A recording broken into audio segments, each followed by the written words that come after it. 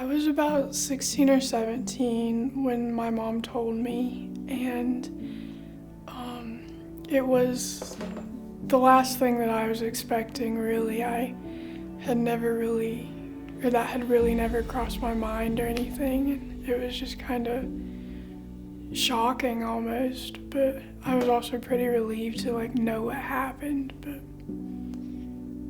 I was born 23 weeks early. I was a pound and 8 ounces, and I was in NICU for about 4 months after I was born on oxygen. And my right arm is partially paralyzed, so I don't really have much use of my hand. And then since I was in NICU for about 4 months, the oxygen tubes that went through my vocal cords, they left my vocal cords about partially paralyzed.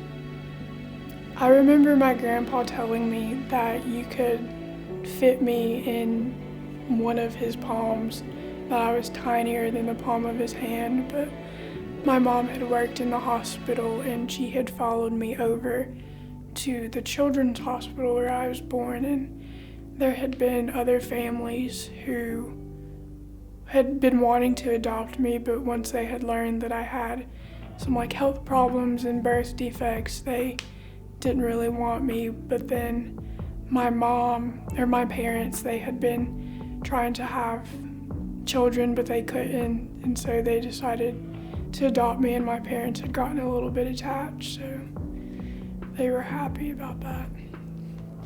I'd been close to them growing up, but especially since I've went off to college, I've definitely gotten closer to both of them, and I love them both very much.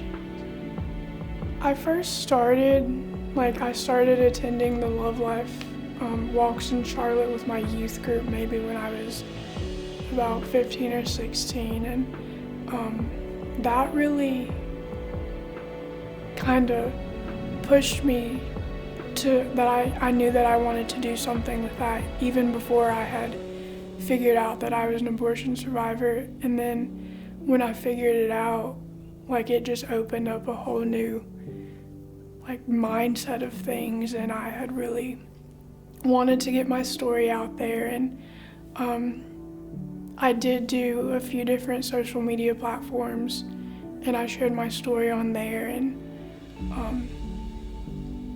I just wanted to get my voice out there, knowing that there could be someone else like me that I could help.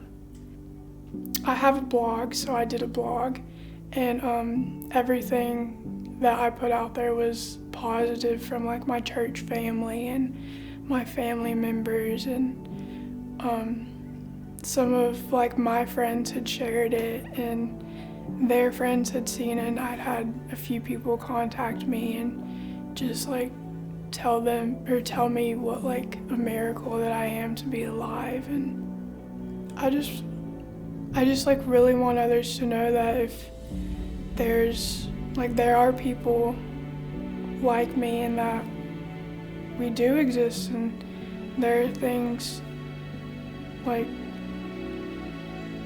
some things struggling, when I was brought up, I didn't really know about how to go about things, but